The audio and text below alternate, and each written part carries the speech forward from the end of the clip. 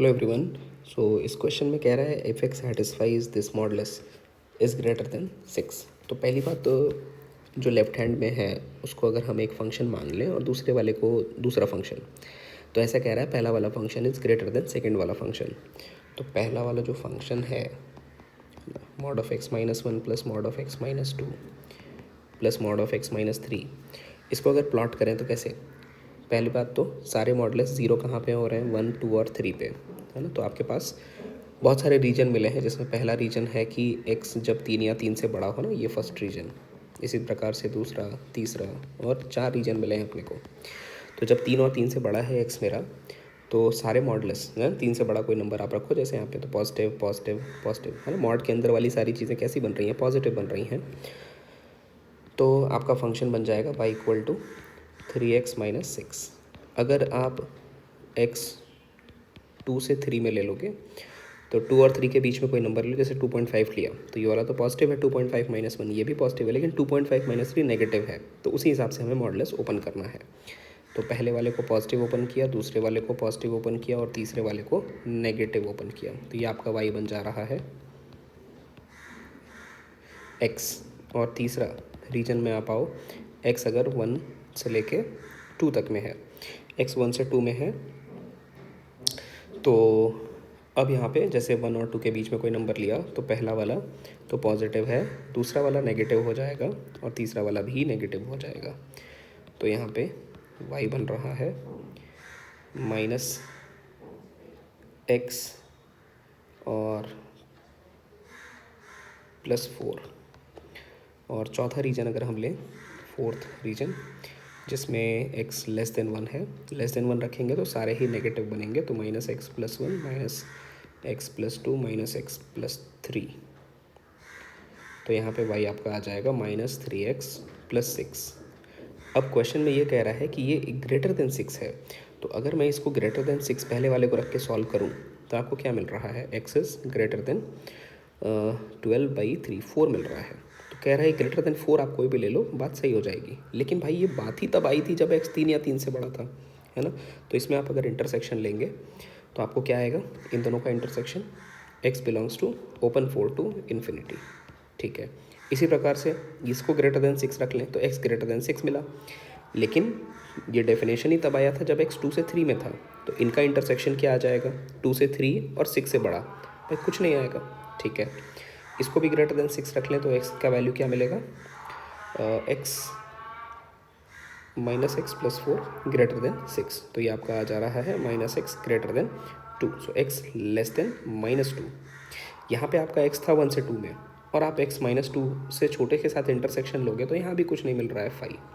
अच्छा, इसको भी ग्रेटर देन 6 रख रहे हैं तो x -3x ग्रेटर देन 0, मतलब x लेस देन 0 आ रहा है। कह रहा था x लेस देन 1 ले सकते हैं, लेस देन 0, तो इसका इंटरसेक्शन देखेंगे तो क्या मिलेगा यहाँ से, लेस देन 0 आएगा। तो x belongs to minus infinity से लेके 0 तक।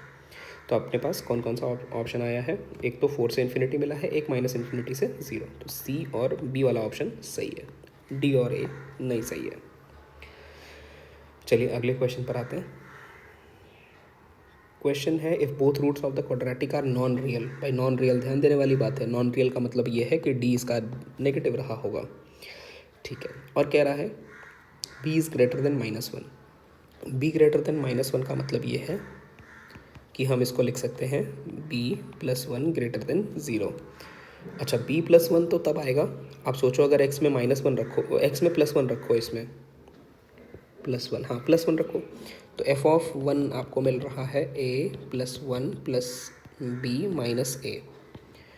तो ये क्या मिला, 1 + b मिला।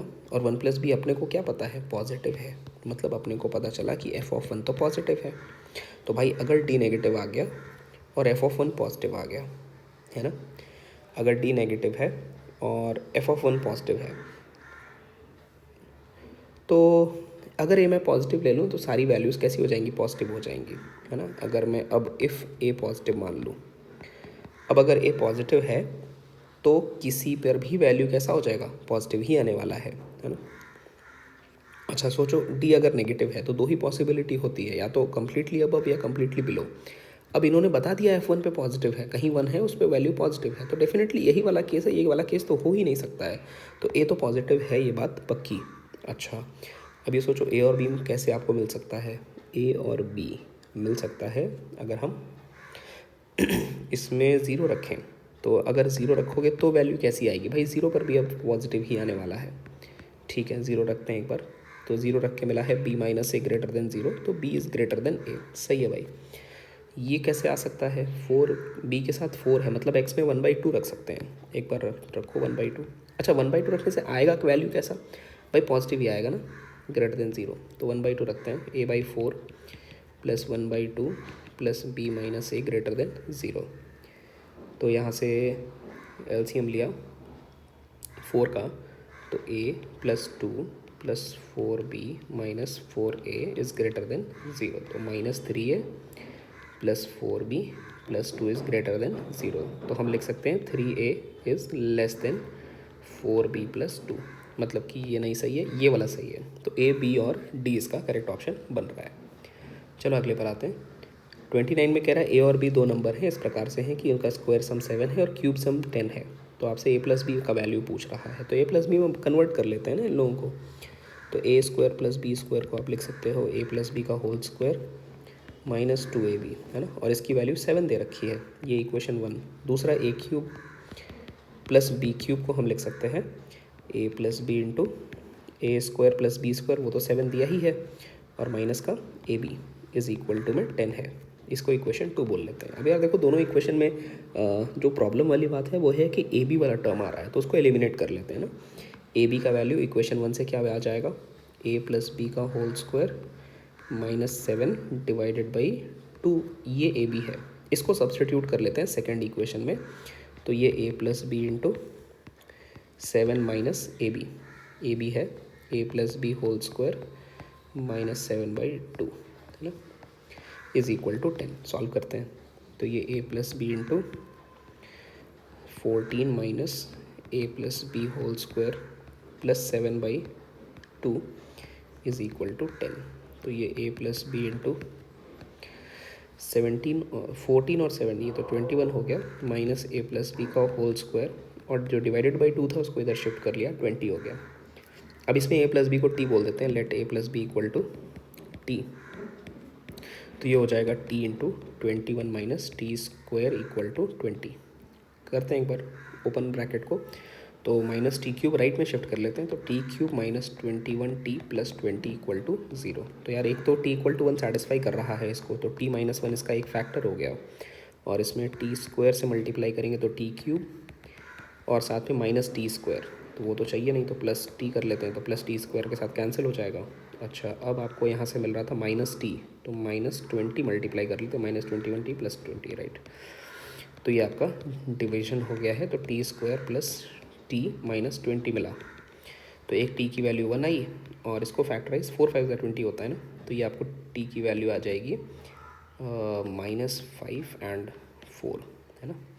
अच्छा, अब टी अपना क्या है, टी है ए प्लस बी, तो मतलब ए प्लस बी का एक वैल्यू आया है 1, एक आया है -5, एक आया है 4। चलो ऑप्शंस देखते हैं। कह रहा है the greatest value of mod of A plus B, तो मॉड ले लोगे तो ग्रेटेस्ट वैल्यू 5 आ जाएगा, सही है। बी ऑप्शन कह रहा है greatest value of A plus B is 4, ये भी सही है। Least value of A plus B is 1, नहीं भाई, लीस्ट वैल्यू तो -5 है, गलत। Least value of mod of, हाँ मॉड में अगर लेंगे ए प्लस बी तो मिनिमम वैल्यू 1 आएगी, ये सही है। ए बी और डी इसके करेक्ट ऑप्शन हैं। चलिए अगले क्वेश्चन पर आते हैं। क्वेश्चन 30 कह रहा है number of non negative integral ordered pairs, तो भैया अपने को नॉन नेगेटिव इंटीजर नंबर्स चाहिए एक्स और वाई जो इनको सेटिस्फाई करे। तो नॉन नेगेटिव मतलब जीरो और पॉजिटिव की बात कर रहा है, तो एक बार जीरो ले लेते हैं, जैसे एक्स जीरो ले लिया, तो वाई क्या रखने से सेटिस्फाई करेगा, वाई को 7 रखना पड़ेगा। तो इसी प्रकार से एक्स 7 और वाई 0 रख सकते हैं। और क्या हो सकता है भैया, परफेक्ट स्क्वायर नंबर है, तो under root X plus X square plus Y square perfect integer होना चाहिए। तो मतलब 3 5 भी रख सकते, 3 और 4 रख सकते हैं, तो 5 1 होता है 25, है ना। Under root 3 square plus 4 square 25 होता है। तो अगर एक्स में 3 रख लिया और वाई में 4 रख लिया, तो सोचो लेफ्ट हैंड साइड में 12 -7 5 स्क्वायर, और राइट साइड में भी 3 स्क्वायर प्लस 4 स्क्वायर क्या होता है, 5 स्क्वायर होता है। इसी प्रकार से x 4 और y 3 भी रख सकते हैं। तो कह रहा था कि ये नंबर ऑफ़ नॉन इंटीग्रल कितने ऑर्डर्ड पेयर आएंगे, तो भाई मिनिमम 4 ऑर्डर्ड पेयर तो आ ही गए, तो ये भी सही, ये भी सही, ये भी सही, ये भी सही है ना। Greater than equal to 4 ordered pairs तो मिल गए। चलिए अगले क्वेश्चन पर आते हैं। कह रहा है अल्फा बीटा गामा डेल्टा इस बाई क्वाड्रेटिक के रूट्स हैं, तो बाई क्वाड्रेटिक के रूट्स हैं तो इसमें सम ऑफ ऑल रूट्स क्या हो जाएगा, माइनस माइनस प्लस अच्छा एक्स क्यूब ज़ीरो है ना, तो वो तो ज़ीरो है, ठीक है ज़ीरो। तो सम ऑफ रूट्स यहाँ पर ज़ीरो आ रहा है, तो alpha plus beta plus gamma की वैल्यू क्या आ जाएगी, माइनस डेल्टा आ जाएगी। इसको अगर मैं यहाँ पे रख दूँ तो ये वाला रूट आपका बन रहा है minus delta by delta square, मतलब ये माइनस वन बाई डेल्टा है। इसी प्रकार से दूसरा वाला माइनस वन बाई गामा आ जाएगा, तीसरा वाला माइनस वन बाई बीटा आ जाएगा, और चौथा वाला माइनस वन बाई अल्फ़ा। तो ये तो ऐसा हो गया ना कि क्वाड्रेटिक में एक्स के जगह minus one by x replace करना है बाई क्वाड्रेटिक में, तो एक्स के जगह जैसे ही माइनस वन बाई एक्स रखेंगे तो अपने को नया वाला इक्वेशन मिल जाएगा, एक्स के जगह minus one by x.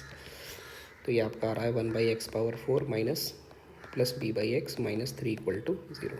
LCM ले लेंगे तो one plus b x cube minus three x power four equal to zero. तो इसमें आपका ऑप्शन कौन सा बैठ रहा है, सबको राइट शिफ्ट कर दो तो ऑप्शन डी आ जाएगा, है ना। Three x power four minus b x cube minus one equal to zero बोल सकते हैं, तो ऑप्शन फोर इसका सही है।